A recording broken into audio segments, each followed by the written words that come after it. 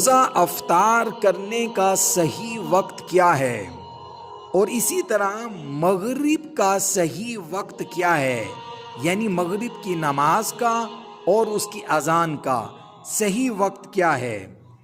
تمام مذاہب کے نزدیک، چاہے اہل سنت والجماعت ہوں یا اہل تشیع ہوں یا دیوبندی ہوں یا بریلوی ہوں یا وہابی ہوں، یعنی کسی مسلک سے بھی تعلق رکھتا ہو، سب کے نزدیک روزہ افطار کرنے کا ایک ہی وقت ہے، اور اسی طرح مغرب کی اذان اور نماز کا بھی ایک ہی وقت ہے۔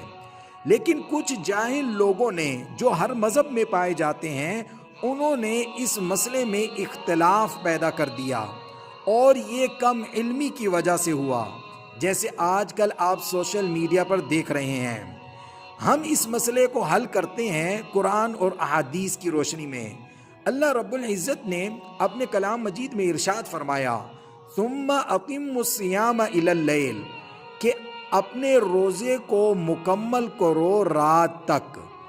اب یہ آیت بالکل واضح ہے اور اس کا ترجمہ بھی بالکل واضح ہے۔ اب یہاں پر سوال یہ ہوتا ہے کہ لیل کب شروع ہوتی ہے؟ اگر آپ اس کو کتابوں میں دیکھیں کہ لیل کب شروع ہوتی ہے، اور اگر اس کو آپ گوگل پہ سرچ کریں کہ لیل کب شروع ہوتی ہے، تو آپ کو یہ مسئلہ سمجھنے میں آسانی ہو جائے گی۔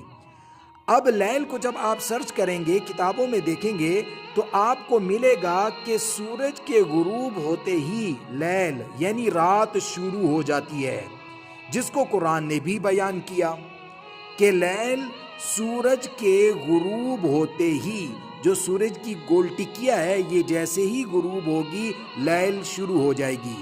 اسی کو قرآن مجید نے ارشاد فرمایا کہ اپنے روزے کو رات تک مکمل کرو۔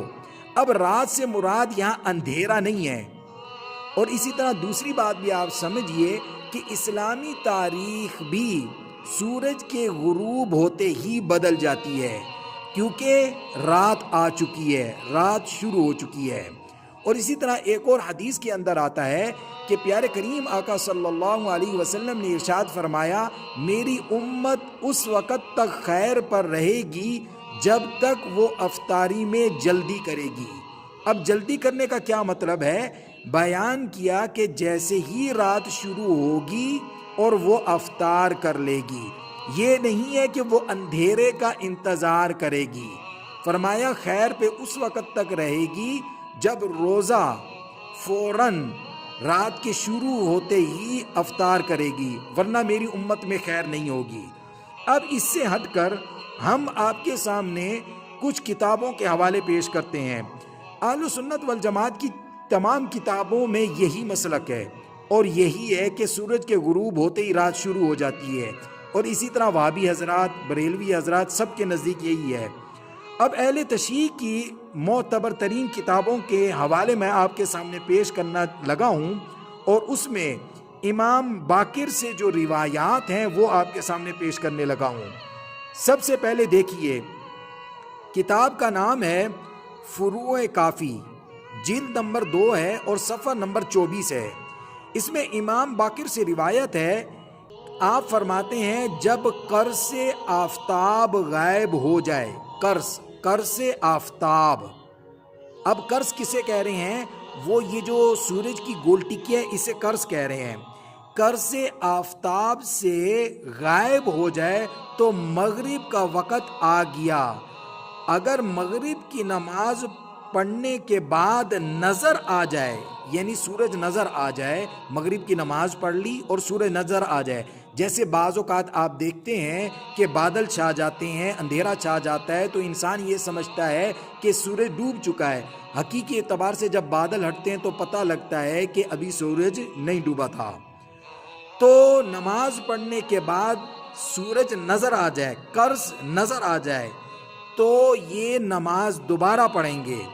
اور اسی طرح اگر سورج نظر آ گیا تو اس نے روزہ کھول لیا تو روزہ بھی اس کا نہیں ہوگا، جاتا رہے گا۔ اب اس روایت کے اندر خود امام باقر رحمہ اللہ یہ فرما رہے ہیں کہ مغرب کا وقت، رات کا وقت، افطار کا وقت کون سا ہے؟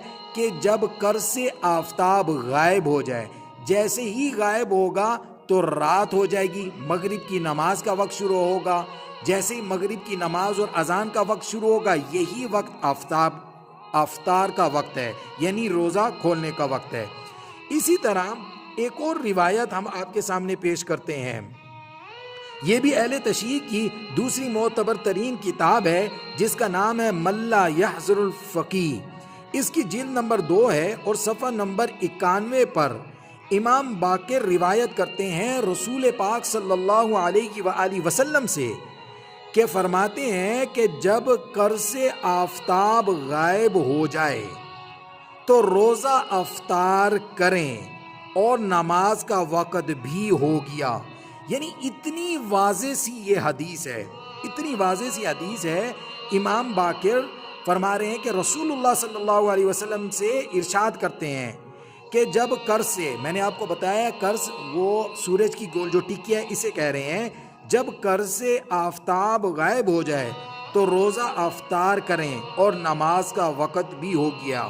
اب ان دونوں روایتوں میں اندھیرے کا کہیں ذکر نہیں ہے۔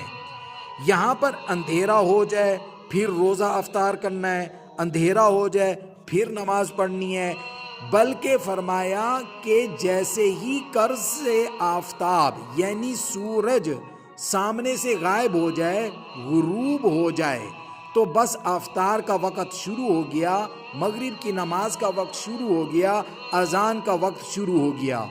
اب اہل تشیع کا بھی یہی مسلک ہے۔ آپ حیران ہوں گے کہ جب میں نے سارے مذہب کی کتابیں اپنے سامنے رکھی تو تمام کتابوں میں ایک ہی جملہ مجھے ملا، تو پھر میں حیران ہوا کہ یہ اختلاف کیوں پیدا ہوا۔ تو سمجھ میں یہ بات آئی کہ بہت سارے کم علم لوگوں نے یہ اختلاف پیدا کر دیا۔ تمام مذہب میں سورج کے غروب ہوتے ہی رات شروع ہو جاتی ہے اور افطار کا وقت شروع ہو جاتا ہے اور نماز کا وقت شروع ہو جاتا ہے اور مغرب کی اذان کا وقت شروع ہو جاتا ہے۔ تو اللہ رب العزت ہم سب کو دین کی صحیح سمجھ عطا فرمائے اور اسی طرح اللہ رب العزت ہم سب میں اتحاد اتفاق پیدا فرمائے۔ اللہ رب العزت ہم سب کو دین کی صحیح سمجھ عطا فرمائے۔